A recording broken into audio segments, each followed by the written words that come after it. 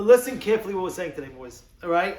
The Ikar Avodat Hashem, the Ikar Avodat Hashem, the main Avodat Hashem to serve by Borei Olam is Shebalev, within your heart. Meaning, what does it mean? It means to have emotions when you do the mitzvah. A lot of times a person is doing mitzvah. Like, give you an example. Teddy right now, he took the water, right? He took the water, he made a bracha on it. Mechila, if I'm calling you out, yeah? So he did the water. Now, if you saw the way he made that bracha with his full guts up, he took the water and he said, Baruch atah Hashem Elokeinu melech haolam she'akol niyah bidvaro. He made it with his full heart, because a person has to understand they're serving Hashem and they're serving Hashem. Everybody wants to do what Borei Olam wants them to do. Every single person knows. They do. Deep down, no matter what, they do. And the biggest proof, like Mikey, what do I always say? It's like the guy's going on the highway, 70 miles per hour, 80 miles per hour, 65 miles per hour. All of a sudden, his brakes are not working. Oh my goodness, his brakes don't work. What's the first thing he says? Shema Yisrael! The guy has a tattoo, and the guy has an earring, and the guy has a kuku, and he's saying Shema Yisrael. You understand what's going on over here? Because deep down, guess what? The Shema feels it. I'll give you another example. One time, I remember there was a young man. He was like 17, 18. I took him to the kotel one time. The first time in his life. He wasn't religious. First time I took him to the kotel, first time in his life. He got there, and a tear came out of his eyes. He said, what happened? He says, I feel the holiness in this place. I don't know. I told him, I know. Deep down, you have something in you that's busting inside, and that is the what? That is your connection with Hashem. The connection with God is always there. You know the famous story about Yossi?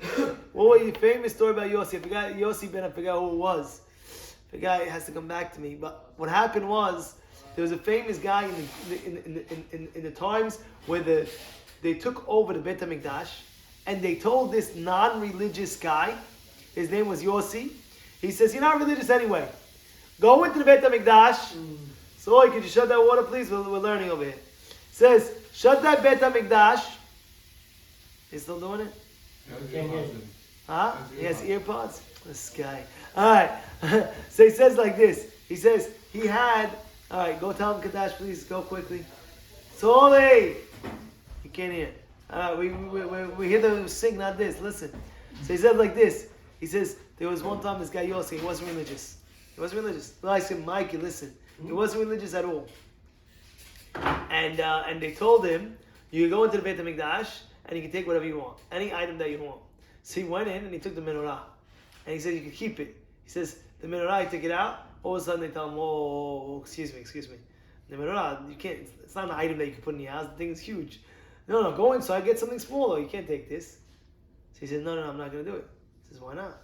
I'm not going to do it. So why not? He says, because I angered my Hashem once by going in and defaming his Beit HaMikdash. I'm going to go in twice? There's no way. And they ended up beating him down until he was bleeding, and he still wouldn't go in. So everybody asks, I understand. What happened? The guy wasn't religious to begin with. You went in, what happened? You're not religious. Says the answer is, deep down, he felt it so in his bones, where he felt the Kedusha right in it, penetrated. Understand what happened? Yeah? And this is really, really, a person has to understand. Everybody has it. People think, oh, this guy. No. I dealt with a lot of people. And you know what we dealt with. And in the beginning, I remember the first person who I dealt with, one of the first people I should say, a guy came to me. He had Jordan sneakers with his shorts to his knees and this and that. He says, yo, Rabbi. I say, yo, what's up? I had to be with the thing.